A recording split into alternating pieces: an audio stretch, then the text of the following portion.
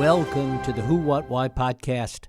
I'm your host, Jeff Schechtman. One of the great ironies of the world today is that while the problems we face, particularly with respect to climate, must, if they're ever to be solved, bring the world closer together in seeking solutions, one of the ways that we can come together via travel and in person is also one of the supreme carbon-intensive things that we do to harm the planet. And yet the airline industry has committed to at least making the effort towards zero emissions by 2050. Like so much of what must save us from the ravages of climate change, technology lies at the heart of the solution. Along with it, the forces of the market, of innovators, investors, entrepreneurs, and scientists must move with the same vision that the Wright brothers took to create the idea of flying itself. Telling this modern story is my guest, renowned British journalist Christopher de Bellaigue. Christopher de Bellaigue is a historian and journalist known for his reporting and books on the Middle East and environmental and ethical issues. He's a frequent contributor to The Economist, the New York Review of Books, and The Guardian, and a recipient of the British Foreign Press Award. And it is my pleasure to welcome Christopher de Bellaigue here to the Who, What, Why podcast to talk about his newest work, Flying Green, on the frontiers of a new aviation. Christopher, thanks so much for joining us. Thanks for having me, Jeff. Well, it is a delight to have you here. I want to first talk about whether or not there really is the desire to do something about greening aviation. We hear the airline industry, and you write about this in the book, the airline industry talking about it. How much of it is sincere? How much of this is a real effort in your view?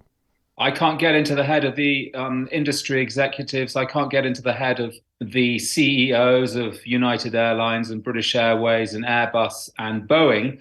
However, what I can tell you is that there is increasing pressure on the industry, both from consumers and also from governments, to do something about this very hard to abate sector.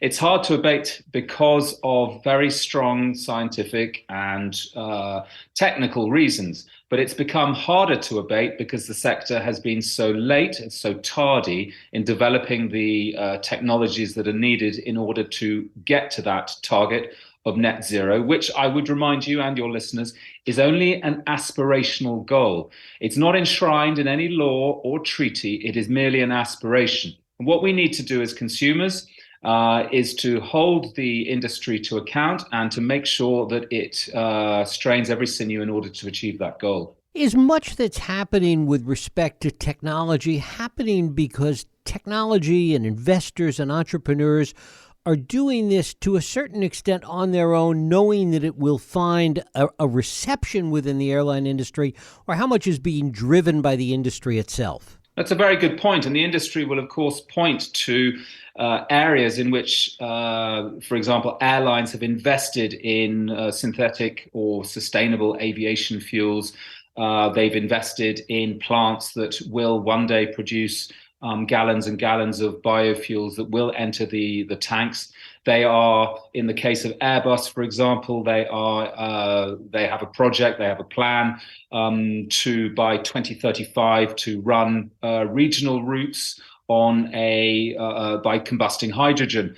All of these things are being done by the industry. But my sense is that this is happening late and it's happening without enormous enthusiasm. What we need to do is look beyond the advertised or ostensible goals of the industry, which is to get to net zero by 2050, and see how much actual money they're committing to this. If you look at sustainable aviation fuels, which is basically a marketing ploy, it covers everything from fuels that you create out of thin air to something that you will create from maize or from sugar. So it's a vast gamut. But if you look at the amount of sustainable aviation fuel that was consumed in the United States last year, or produced and therefore consumed, it was 60 million gallons. Whereas the amount of non-sustainable, ordinary kerosene, Jet A, as it's otherwise called, that was consumed in 2019, which was a banner year for the industry, was 18 billion gallons. So we have an idea of just the enormity of the shortfall that needs to be made up. When we look at where technology is going, do we see potential tiers in this, that there may be an early stage that has to do with these biofuels and that other things will come later? I think you're absolutely right there. And I think the thing to identify in the early stage is different forms of sustainable aviation fuels. They can go into an existing airframe. As you know, when airlines buy an airplane, they don't want to throw it away after 20 or 25 years. They want to use it for as much as possible. And if possible, they want to sell it on when it gets a bit old. And the advantage of sustainable aviation fuels is that it can go in, it's a replacement fuel, it's a top-up fuel, and eventually you will be able to fill your tank with it 100%. If you've flown out of LAX at any time in recent years, you will have been the recipient, you will have been the beneficiary of a very small amount of sustainable aviation fuel. So it is in fact being used at present. Problem is that some of these fuels are not so green and they have themselves a problematic carbon intensity. That is to say that they are producing greenhouse gases. Others, for example, creating fuel out of thin air. By that, I mean you draw carbon dioxide out of the air using direct air capture, and then you fuse it with hydrogen that has been created from using an electrolyzer, and that produces a fuel that is a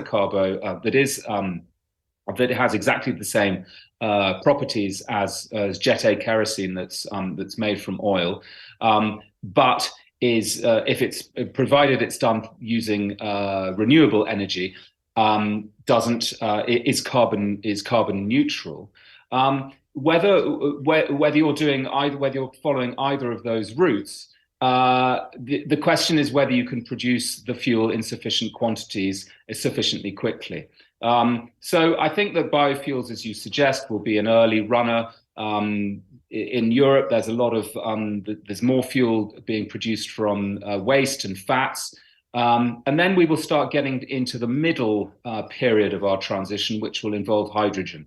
And hydrogen can be useful in an airplane in two ways. It can be combusted, as Airbus is hoping to do, or it can be used to power a fuel cell, which is a kind of reverse electrolyzer. And essentially, you're creating electricity by using hydrogen. And that can get you really quite a long way. Again, there is a problem because hydrogen, in order to be useful, you need to have a lot of renewable energy in order to produce it. And then you need to reconfigure the airports, and the whole infrastructure around aviation needs to be reconfigured, which is a massive investment. It involves not only the airlines, not only the airports, but also government intervention as well. And then finally, this kind of holy grail, which everyone loves to talk about, and it's by far the most glamorous of all these different routes to net zero aviation, and that's full electric. And that has problems of its own because at present, we don't have the battery power. Batteries simply aren't powerful enough to carry large numbers of people for long distances through the sky. Talk about the reconfiguring of airports and what exactly would be required, why it would be such a monumental undertaking. Well, at present, what you generally happen with airports is that you have large quantities of Jet A air fuel being trucked in on tankers and then being stored on site and then simply being poured into the machine. All of the preparatory work has been done off-site. Hydrogen is complicated because if it's in liquid form, it needs to be stored at minus 235 degrees Celsius. So that requires quite a lot of preparation in itself. It is also it can also be potentially extremely hazardous. So you can bring it in liquid form, or you could potentially bring it in gaseous form. When it's up in the sky, you've got to regasify it if it's in liquid form, in order then to use it either to combust it or to put it to use powering a fuel cell. So all of these elements require quite a lot. If you're going to, for example, bring it in gaseous form and then you're going to liquefy it on site, that would require an enormous amount of energy. And it's been computed that if you were to try and do that at Heathrow, it would require 4 small modular nuclear reactors to be working all the time in order to make that happen.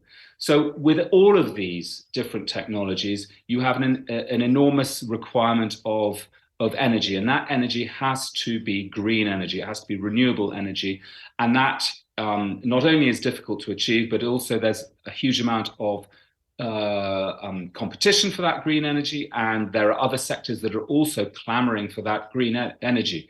And it's arguable that some of those sectors are more important than aviation, because aviation is, for the most part, a leisure activity. And how much do we allocate resource to a leisure activity as opposed to an activity that might seem much more intrinsic to our everyday lives? Talk about it in an everyday sense today. What, if anything, is being done to simply make the current system more energy efficient and a little bit more green based on what we have now? Based on what we have now, there are different things that one can do. And essentially what the airlines have been doing is it's useful, but it isn't enough.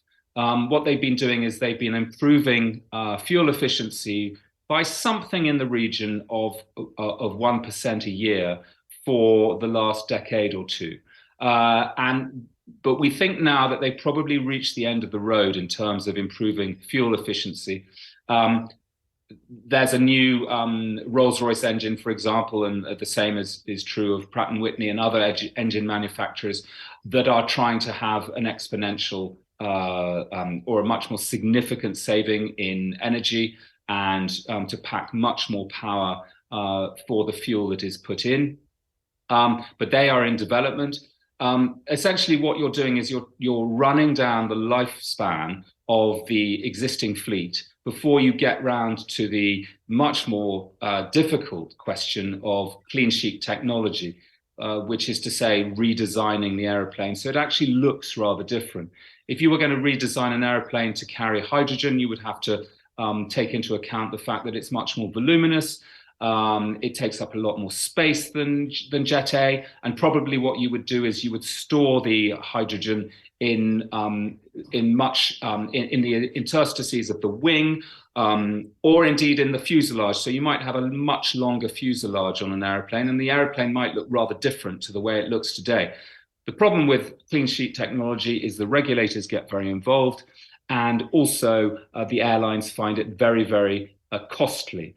And because every single change needs to be signed off by the regulator. And then, of course, there's the great fear, which is that safety will rear its ugly head, and that you might end up in a position where you have a crash early on, which would, of course, set back that technology hugely, because then the public would themselves start saying, well, do we want to get in a plane whose safety hasn't been verified to the extent that we would like it to be? How much of the problem comes from the fact that there are at least three legs to this stool, and that there's the airline industry, there's the airplane manufacturers, and then the engine manufacturers? I tend to look at it as the industry as being as working really towards the same goal.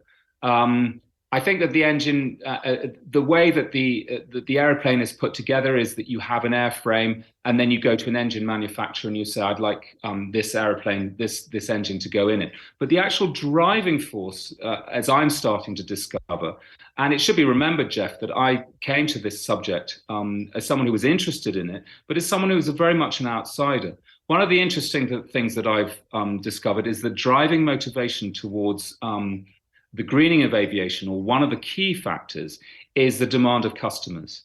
And so, for example, the cargo and the freight industry are very keen to lower their carbon footprint. And what they will do is they will go to an airframe manufacturer and they will say, this is what we require. And then they will start the negotiations with the engine manufacturer as well.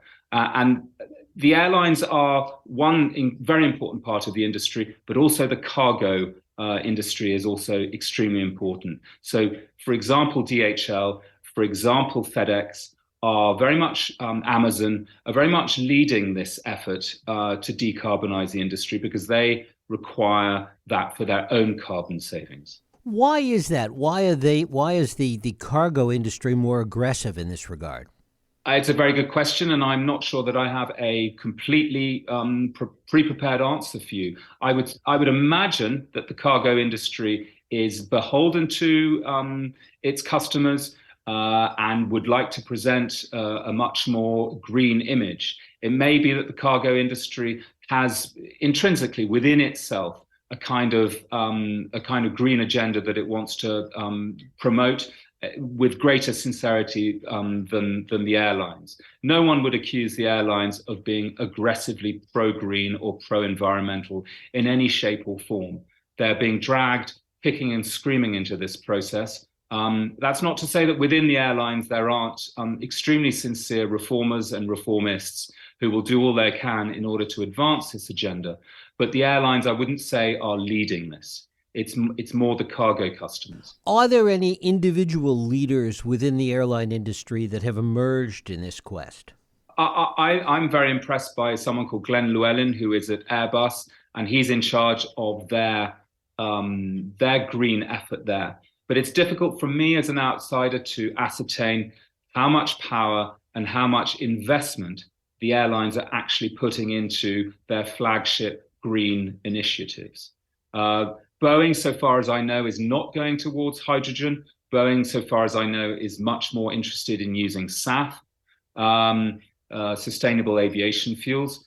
But I do think that the situation is evolving, and I think that the position adopted by the airlines and by ICAO, which is the governing body of the aviation industry, has evolved significantly over the last 5 years.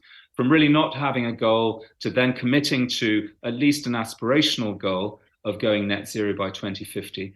And then we will have to start to see whether there are measures that governments now need to implement in order to hold the industry's feet to the fire and say, you need to get there, and actually you need to get there quicker. Because the industry, built into the industry's projections, is the idea that they have until 2035 in order to get the different technologies lined up and developed, and then they will start cutting emissions. In fact, emissions need to be cut now, and they need to be cut much, much quicker.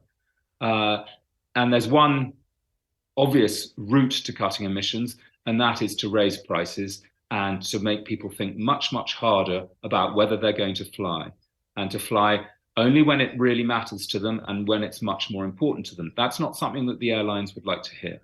One of the things that the airlines always has, you touched on this a few moments ago, that the airlines can always use to push back on is the issue of safety. I mean, that's their ace card. Talk about that. Well, I think that's right, and I'm not again within the airline industry, so I can't say too much about the way that the airlines approach the question of safety, other than, as you say, to double down on it as a reason for being much more cautious than they might otherwise be. I don't necessarily blame the airlines entirely for that, because I think that the consumer public is also very concerned about safety. And in the US, the FAA and the equivalent regulatory bodies in Europe and the UK and elsewhere have the final say on any new design technologies that are going to get off the ground. So I wouldn't necessarily ascribe cynical motives to this. I do think that actually in the past we've seen occasions where safety lapses have happened, and there have been appalling crashes. And I think that the government, that the paying public is also interested in safety. The paying public is also interested in price and has got used to the idea of flying incredibly cheaply. We are going to fly more expensively. It is going to become more expensive to fly because of supply chain issues, because there's less of an abundance of the workforce, the labor force that existed before the pandemic, and also fluctuations in the oil price. What we need to do is increase incentives and also increase taxes, so that from both sides of the fiscal equation, the industry realizes that it's in its best interest to invest more heavily, both in time but also in money, in these technologies that would allow them as you put it, to return to the spirit of the Wright brothers and to become really a force for good again in the world. There is a sense, though, that the entire industry and airports around the world and the infrastructure of those airports have really evolved and grown to the point where it is based on this idea of extensive and cheap travel, people basically taking planes as they might have taken buses years ago. I agree. This stems back to liberalization, which started in the US in the 1970s, then spread to Europe. And as emerging industrializing powers like India and China and Brazil and elsewhere, Indonesia, have started flying in greater numbers, consumers there too are getting used to the idea of flying. They're getting used to the idea of flying cheaply. It should be borne in mind that probably 80% of the world's population have never been in an aeroplane.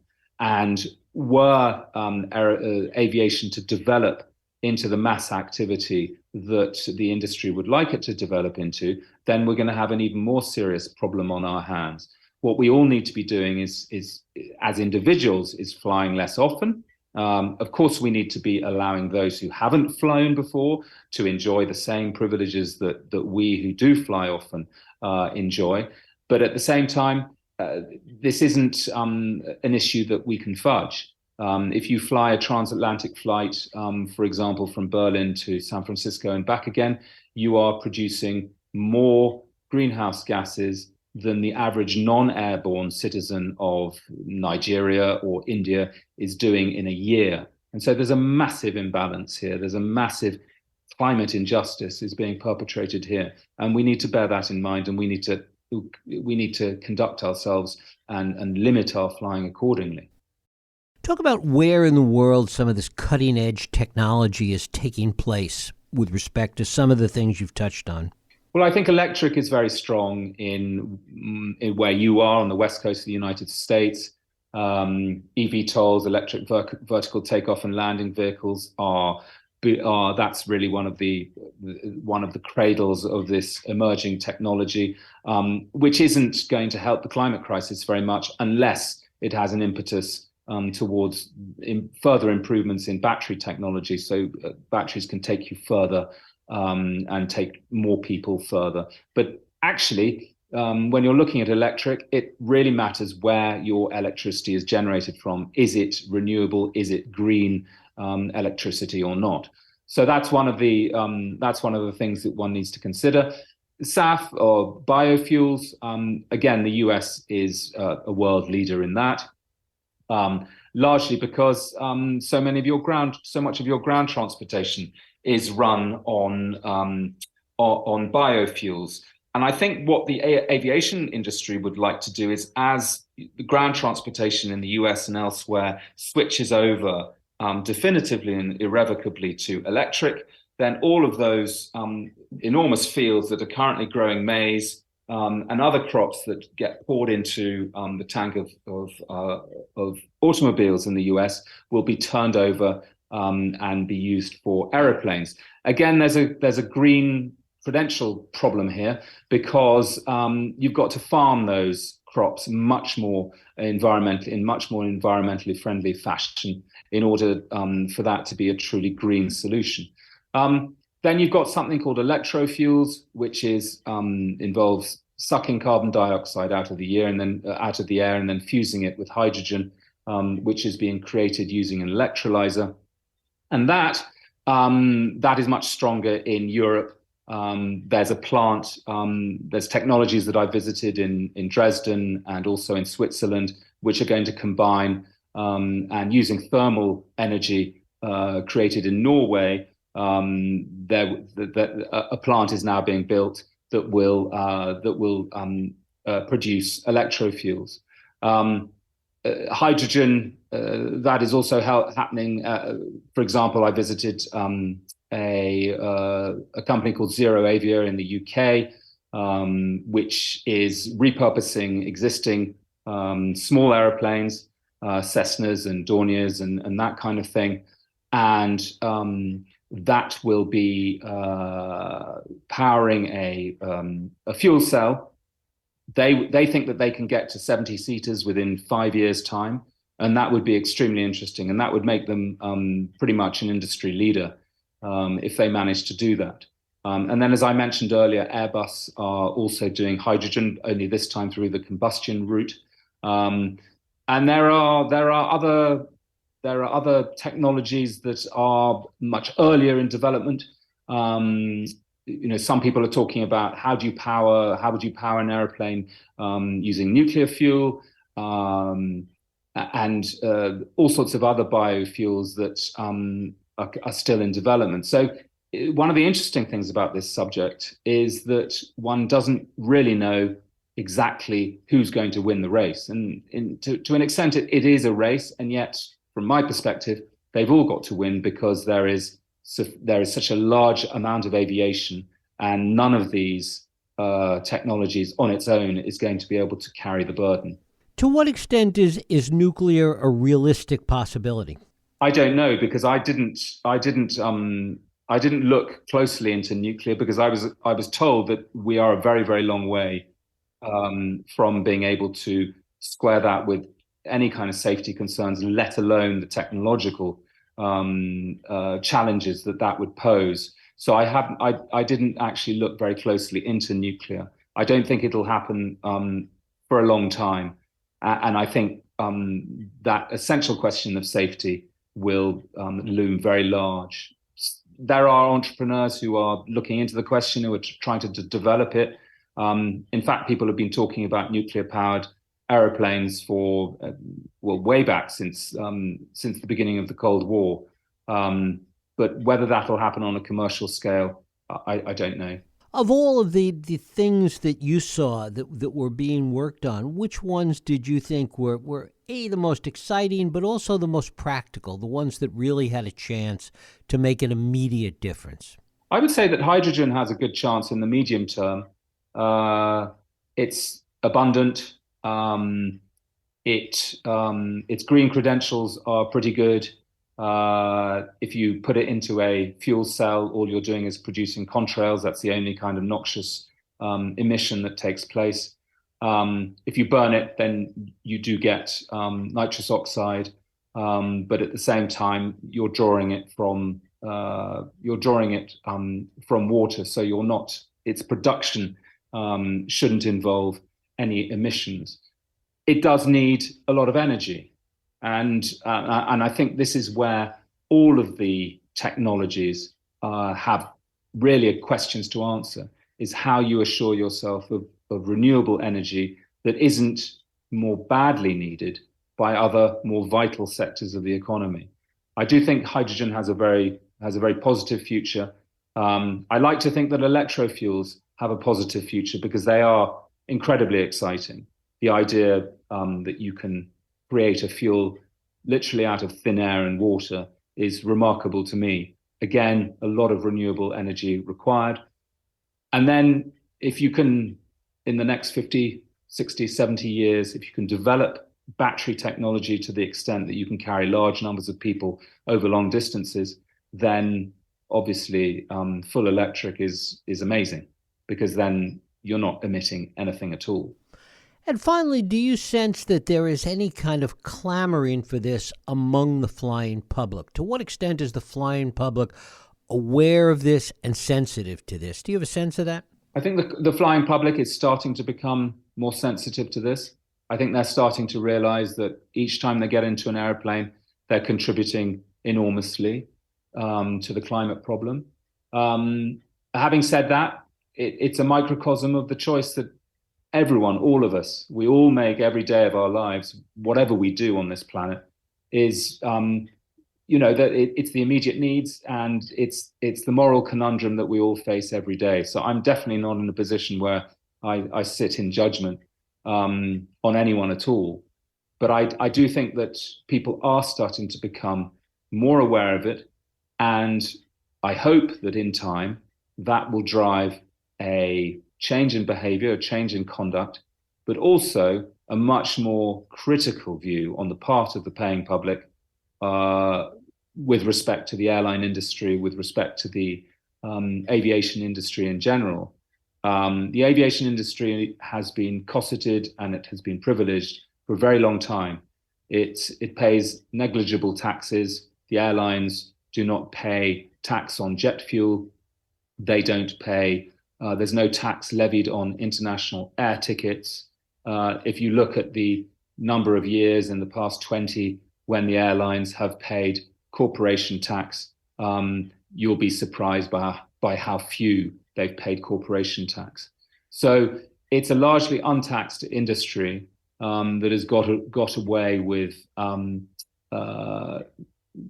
being very late to the party, or the decarbonisation party, and is now arriving late in the day and needs to up its game. Christopher de Bellaigue. The book is Flying Green on the Frontiers of New Aviation, just out from Columbia Global Reports. Christopher, I thank you so much for spending time with us today here on the Who, What, Why podcast. Thanks a lot, Jeff. Thank you. And thank you for listening and joining us here on the Who, What, Why podcast. I hope you join us next week for another Radio Who, What, Why podcast. I'm Jeff Sheckman. If you like this podcast, please feel free to share and help others find it by rating and reviewing it on iTunes. You can also support this podcast and all the work we do by going to whowhatwhy.org/donate.